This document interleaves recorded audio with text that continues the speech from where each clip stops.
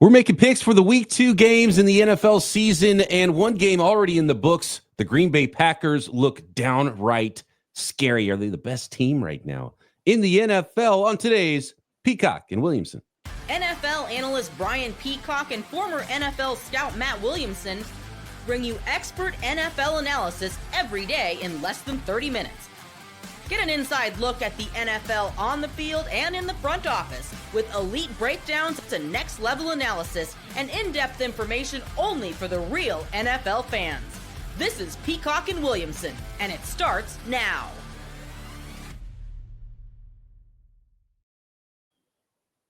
Welcome to the Peacock and Williamson NFL Show. Brian Peacock alongside Matt Williamson. Thanks, everybody, for tuning in and being an everydayer with us as we break down the entire league. And I want to make sure everyone's subscribed up on YouTube and everywhere you get your podcasts. And when you're watching football this weekend, you want to get involved in this week's mailbag, hit us up at BD Peacock at Williamson NFL. Today's episode of Peacock and Williamson is brought to you by Mazda. Like all the players on the field, we sweat every detail because when you make every move count, pulling off the unexpected is only the beginning. Stay tuned later for highlights in this week's Moving the Game Forward. Mazda, move or be moved.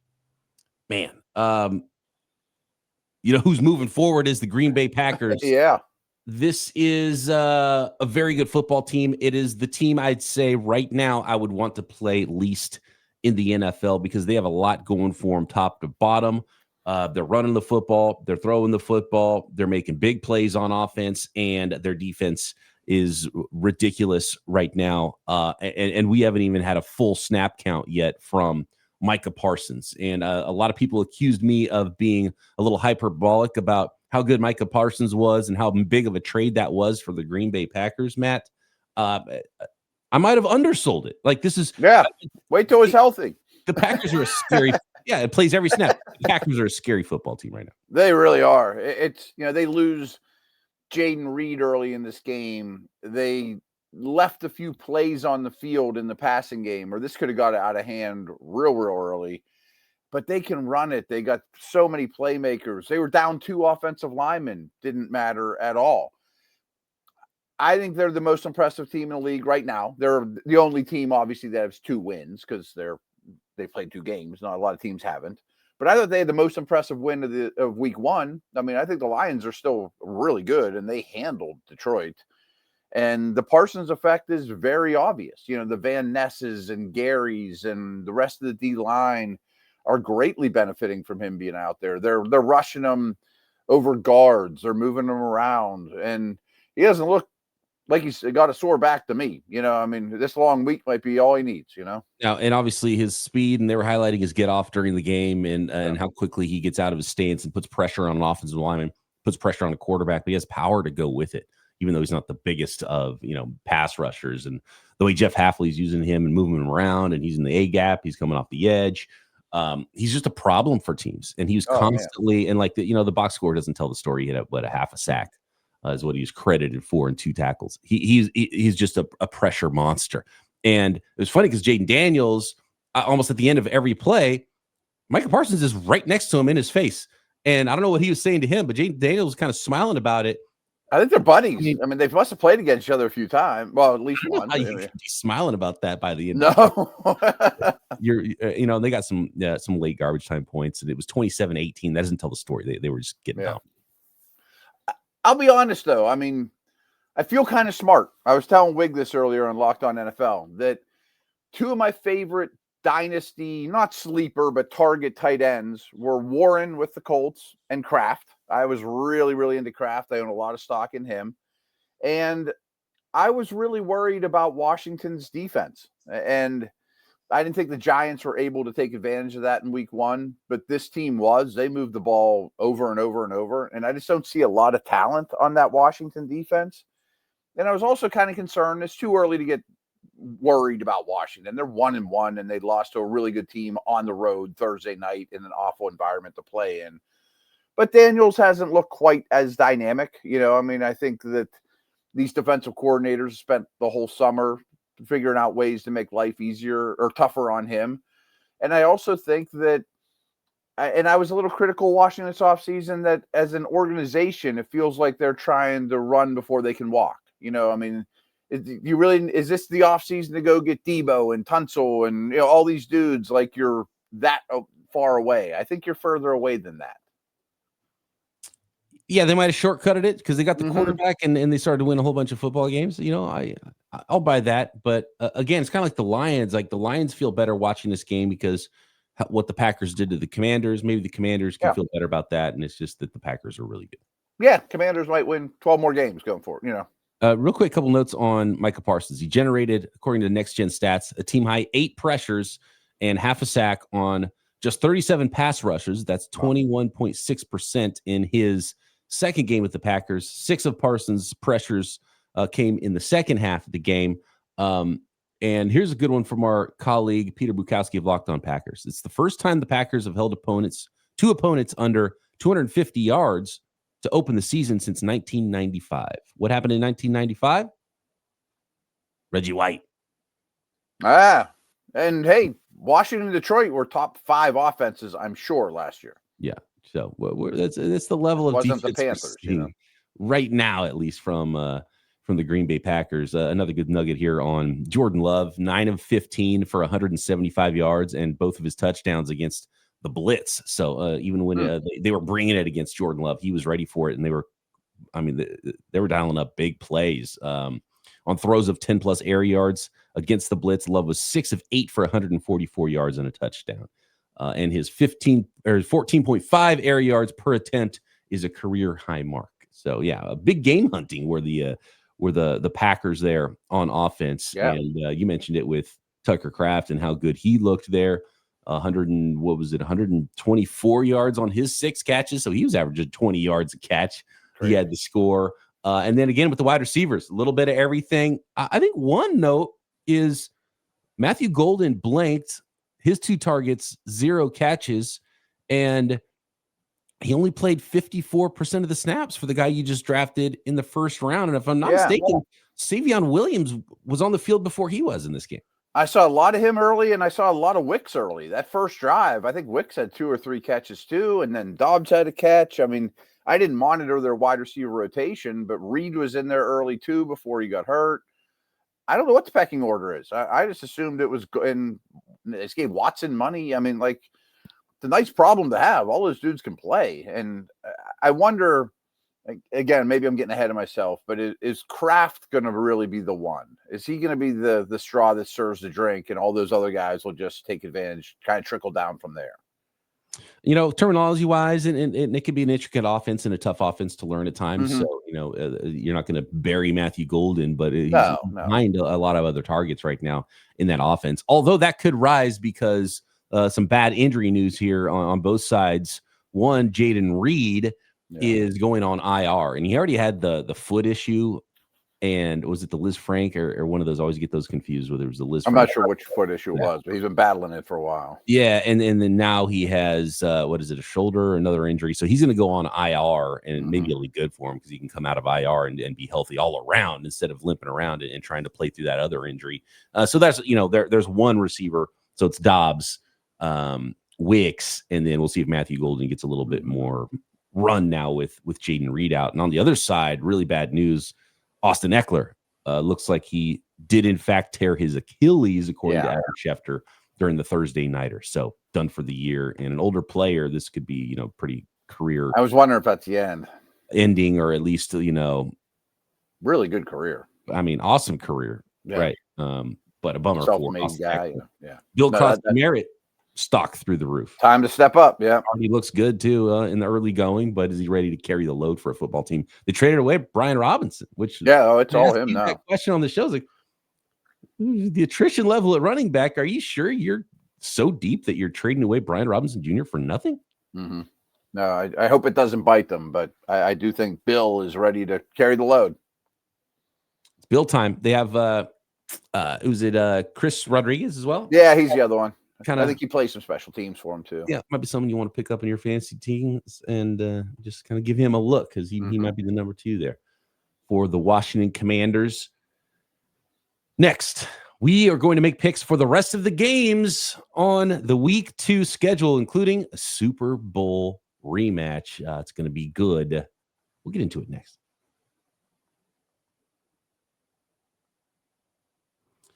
Today's episode of Peacock and Williamson brought to you by DoorDash. It's almost the weekend. Time to look back and crown this week's MVP on Who Delivered, powered by DoorDash. Just like you can win every Saturday with DoorDash streaks, saving more every time you order. These players delivered when it mattered most. Let's break it down. There's only been one game this week. And, on one side, Jordan Love on offense looks like he's ready to have a really good season for these Green Bay Packers, spreading the football around, making some big throws. But, man, Micah Parsons, we already talked about him. How big of a difference has he made? And this performance wasn't a fluke. He comes through, no hesitation, no delay. And if you've been watching week after week in his career, no, it's not a fluke, and he is on a streak now, 2 games in a row, making a big impact for those Packers. And just like Micah Parsons delivered for the Green Bay Packers, DoorDash delivers on your Saturdays with DoorDash streaks. So you save every Saturday you order. Stack it up all season, and you could save up to $250, including $100 in DoorDash credits. Order this Saturday. Keep the streak alive. Fuel your game day only with DoorDash. Terms apply. Promo period through November 18th. This episode is also brought to you by FanDuel, America's #1 sportsbook. And with the NFL season here, FanDuel is making sure you're ready for the rest of the Week 2 kickoffs with a can't-miss offer. Right now, new customers can bet just $5. And if your bet wins, you'll get $300 in bonus bets to use across the app. FanDuel fits however you like to bet. Player props, building a same-game parlay, even jumping in live as the action unfolds if you feel momentum going a certain direction. Weekly lines through Week 18 available on FanDuel. Tons of props, NFL, college, Major League Baseball, playoffs getting close there. Of course, basketball and hockey and everything when that gets going too. So are you ready to play? Download the FanDuel app now by visiting FanDuel.com to get started. $300 in bonus bets, the biggest I've ever seen them give away. That's FanDuel.com to place your first $5 bet.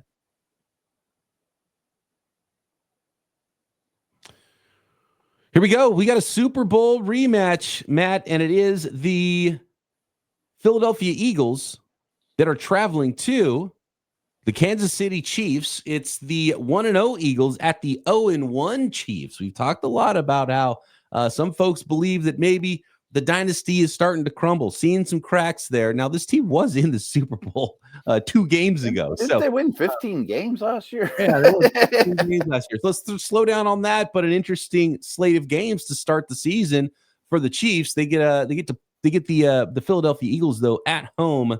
Philly is favored by 1.5 points. Before you make your pick, Matt, just one little nugget here. Eagles versus Chiefs will be the 11th rematch of a Super Bowl in the following season all time, and the 4th to occur in the first 2 weeks of that season. Of those Super Bowl rematches, the winning team of the Super Bowl has won those rematches 7 out of the 10 previous times. Wow. Okay. This is one I would not put, wouldn't touch. I just think it's going to be an exceptional game. I can't imagine the Chiefs starting 0-2 and losing at Arrowhead on a game that everyone on the planet's staring at. But the Eagles just whipped them not that long ago. And Philly was really impressive last week, even without Jalen Carter. I mean, it sounds like Carter's going to be back in the mix, and I don't think they'll get the Mahomes to the extreme level they did in the Super Bowl. Kansas City's D, to me, worries me a little bit. I'm going to take the Eagles, and I'm going to lay the points. Pretty much for one simple reason. I just think they're a better football team. I mean, they just have better players. I think the Eagles are a better football team right now. Yeah. They've proven that recently in recent history, including that Super Bowl win. But the numbers on Patrick Mahomes, I don't have them in front of me. I reference them all the time whenever Patrick Mahomes is an underdog. Oh, I know. Patrick Mahomes, Andy Reid, underdogs at home. I almost don't care who the opponent is. And I think Patrick Mahomes is like, I think he's not covered like one time in his career when he's an underdog. I might even argue if there's any other team, I think I'd take the Chiefs, including like Baltimore, Buffalo, You're right. But I'm going to take the Chiefs, and I'm going to take getting with the Kansas City Chiefs, home dog. It's going to be a good game. How about this good news, though, for the Kansas City Chiefs? Xavier Worthy returned to practice late this week. And I don't know how much he was doing at practice, but he was set to return to practice. And I don't know if that means he'll play, but it's good news if he's already at least back at practice. I guess I kind of ignored that and wrote it off like, oh, that's going to be a while. So that's at least good news for that yeah. passing game, and we'll see if he's able to get on the field, even though it's probably not likely. Do they have enough weapons? I think they'll have enough weapons and figure things out. Yeah, give me the Chiefs.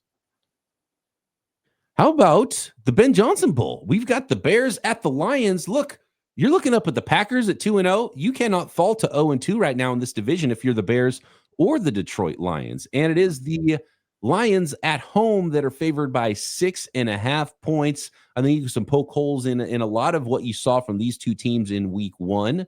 Yeah. Quite a bit.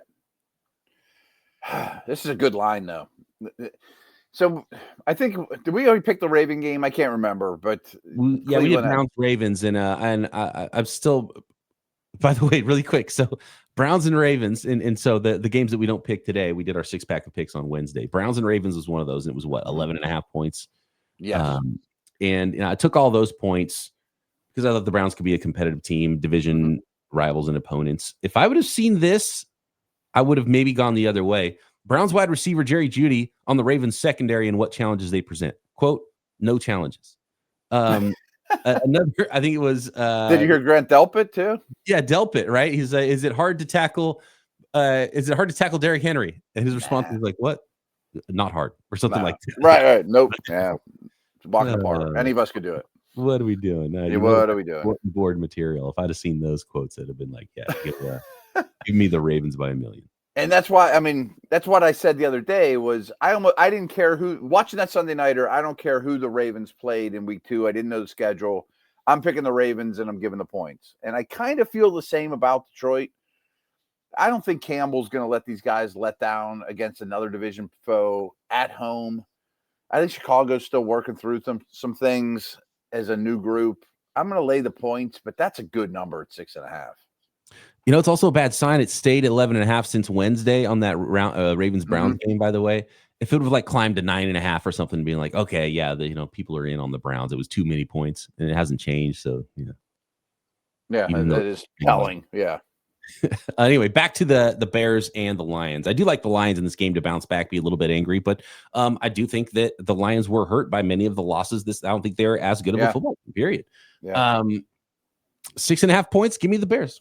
Okay. I think Ben Johnson knows a lot about this Lions team. He knows where the weaknesses are. He knows what to try to attack. And good point. Caleb Williams, a lot of people are side-eyeing him. It's those scripted plays started great for Caleb Williams. Is he not seeing it quick enough? Is he not getting the ball out quick enough? The Bears ended up losing that game. But I think 6.5 points, the Bears are going to play this one at least close, even if the Lions do win this football game. And I expect, these division rivals and these division opponents to like the Bears are in a class of team now. I think it's safe to say that they can compete, right? They're not going to be that stomped on. Yeah. So 6.5 points, too many. Give me the points. Give me the Chicago Bears. Okay. Yeah, I don't love the line. It's a lot of points. Next up is the Jaguars and the Bengals. Here's a quick note on the Jacksonville Jaguars. According to Liam Cohn this week, Travis Hunter is likely to play more defensive snaps. Yeah, I heard that. Bengals, which is fascinating to me. If he's a matchup weapon, if you play a team like the Bengals who have a superstar quarterback and superstar wide receivers, you use your superstar piece to combat that. And in other games, you need more juice on offense. You use him there. I don't know how it's going to end up working out for them, but did I make a mistake drafting Travis Hunter on my fantasy football team? He's going to play corner. I own him everywhere, and I don't think they said he's going to play less offense. I think they just say he's going to play more defense. Okay, I took that as he's going to play more on defense than offense, but he just is going to play more snaps on defense, not change on offense. That's the way I interpret it, but I was also looking at it through my fantasy lens, being optimistic that he's going to get 1 million screens against a terrible defense. Yeah. I think the Jags keep this close. I'm kind of buying in on them a little bit, especially the offense. Since he's D and beginning of season stuff, I think is real problematic for them. This feels like one where I want to take the points. I could see the Bengals absolutely 3.5, right? 3.5. Yeah. Yeah. Okay. Good. Yeah. Yeah. Cincinnati at home favored by 3.5 here. One of the big developments was Travis Etienne in week 1, 143 yards on the ground on 16 carries. And then they traded away Tank Bigsby. So, I mean, he owns that backfield all of a sudden once again in Jacksonville. Trevor Lawrence's line didn't look great, but the Jaguars probably looked better than the Bengals did in their week 1 win. The Bengals barely beat the Browns. 17-16, the final there. And, they should probably lost. Even when the Bengals are winning games, they're winning by very little because their defense wasn't up to the task last year. I don't know if that's changed yet, so we'll find out. I like taking the points here. Jacksonville Jaguars. Give me the Jags and 3.5 points, especially over 3. That was enough for me to jump on that. That was a big one. We shouldn't agree too much because all the games we agreed on last week we got wrong, Matt. We definitely didn't agree on Chiefs. Well, we've got 2. I mean, Lions and Chiefs, we both went opposite directions. That's true. We did win opposite. That's good. So at least one of us will get one of those games right. It wasn't pretty last week. How about the Los Angeles Rams at the Tennessee Titans? The 1-0 Rams at the 0-1 Titans. This looks like a kind of a mismatch on paper. 5.5 points on the road are the Rams favored here. Puka being Puka, 10 catches, 130 yards in week 1. They played a really good defense, so they didn't light up the scoreboard in LA. And I do think the Rams defense is really good as well, which could be trouble for a young quarterback in Cam Ward, who I think Cam Ward looked better than what his stat line said in week 1, but I just don't think the Titans are very good. So I don't know if 5.5 points is enough for me here. It's funny. Like I was going to say the same thing about Ward. Like if I was a Titans fan watching that game, I'm really excited about my young quarterback. But if I'm just me or you and I didn't really watch the game and I'm like looking at EPA or a box score, I'd be like, oh, what a disaster. I mean, you got to be careful box score scouting. I just think the Rams are way better. I think they're going to win this game pretty handily. Yeah. Don't ruin the young man, Tennessee Titans. It's going to be a tough season, even when he was making some good throws and had time in the pocket and his receivers were dropping him. So, don't ruin the young man. It might not be a great home opener. Were they at home last week, the Tennessee Titans? No, they're at Denver. Okay, right. Yeah. Brutal, so, I mean, obviously, even a more difficult place to play. They got another good defense that they're facing here in the Los Angeles Rams. 5.5 points. I feel like the Rams can win this one big. Me too. I mean, Stafford looks great. Next, we'll finish up our picks for week 2 of the NFL schedule. Today's episode of Peacock Williamson brought to you by Mazda's Moving the Game Forward. For those who believe it's not just about playing the game, it's about redefining it. These are moments that do more than put points on the board. They move crowds, move culture, and keep moving the game forward. I want to go back not to spotlight a play or a player from this last week. I want to spotlight a player from that Super Bowl, the rematch we were talking about, and the Philadelphia Eagles, the Super Bowl MVP as it is. If you want to talk about culture, moving the game forward, and what the Philadelphia Eagles did last year, can they keep that going this year, no matter what it took? Whether it's pre-game, post-game interviews. I mean, he's been such an impressive dude for the Philadelphia Eagles as Jalen Hurts. So that is my player that is keeping the game moving forward. And I do think the Eagles are going to be very good this year, except for I just don't buy that Patrick Mahomes underdog business. When you follow what moves you, the unexpected is the only beginning. And just like there's more to every highlight, there's more to every Mazda vehicle. Mazda, move or be moved.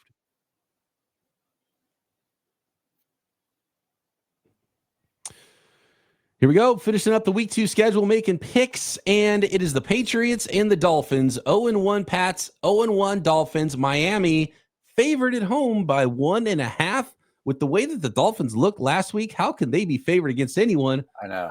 And are the Patriots that bad? Kind of down on both these teams. It's really easy to be down on Miami, but I didn't think New England blew my doors off either. But I can't bet on Miami, and I certainly can't give any team points, considering what this team looks like. Their O-line's a disaster. Tua was really bad. Fundamental stuff was terrible. Secondary's bad. In Miami, still hot and a terrible place to play in September, but I'm going to take the Patriots. I thought this would be one where I would be able to be like, oh, cool, I'm going to take the Dolphins because they're home underdogs, right? And they're not going to be that bad 2 weeks in a row. And on paper, they're not a much worse football team than the Patriots, but they're favored at home. And I hate that. I would stay all the way away from this game. I do like some of the developments from the Patriots offense, but they didn't do enough to make me think that to worry about them as a football team. I thought it was interesting, and maybe it's it was a slap in the face that the Dolphins needed. I'm still going to take the Miami Dolphins because I think I would take the Dolphins by a field goal, and it's only 1.5 points. At home, you mentioned how tough it is to play in September in Miami in that weather, especially a team from the Northeast coming in. And I mean, hearing Mike McDaniels talk about Tua, he's like, how Mike McDaniels is pretty interesting in his press conferences. He's like, yeah, I kind of stumbled around the words, and he's like, he left a lot to be desired. I think was the quote he said. It's really bad. A quarterback, which usually you hear coaches, even though they don't mean it, they're trying to pump up their guy. So maybe like some public shame is what Tua needed. I don't know. They can't be as bad as they were last week, right? I just hate the mojo. Hate this game very reluctantly. I'm going to take the home Dolphins. Okay. Moving on to the Broncos and the Colts, 2 1-0 football teams. Denver on the road, favored by 1.5 points. And Daniel Jones and the Colts look like one of the best teams in the league in week 1. Daniel Jones, super efficient, but they were playing those Dolphins we were just talking about. So who are the real Colts and who are the real Broncos this year? I was pretty excited to pick this game thinking Denver's probably going to get points in Indy. Denver didn't look very good in week 1. Indy wiped the floor with Miami. And then I'm like, Denver's favored. So I don't study the lines during the week. I'm not a huge bettor. I kind of look at them a little bit before we pick. I still think their defense is really good, though. And I think it's a low-scoring game. I'm going to take Denver reluctantly, but I thought I was going to get points in this game. I think this would have been a much bigger line if it was week 1, and I think it should be a bigger line. I just think the Broncos are a better team. I'm not quite believing on the Colts. Now, if the Colts go knock out the Broncos and they're up to the challenge against that defense, then I'll start believing in Daniel Jones. Is a big challenge for them at home. I'm not quite there yet, so the Broncos, I will give up those points. Okay. Carolina Panthers at the Arizona Cardinals. 0-1 Panthers. Or let's see, the 1-0 Cardinals are favored by 6.5 at home against the 0-1 Panthers. Can I just say this? I'm all the way, and I was pretty much mostly all the way out. I'm all the way out on Kyler Murray. I'm just tired of seeing it. It's kind of always the same. Yeah. Improved football team, and they're just not going to go anywhere with him, man. I tend to agree. And they're in a tough spot in terms of just long-term, too. Wig brought this up. I'm really excited to watch Will Johnson versus Tet McMillan too. Both those guys look like keepers in week 1. Yeah. How bad was that injury that Will Johnson went from a guy that's like, I'd be a top 10 pick to, I mean, he was midway through the second round.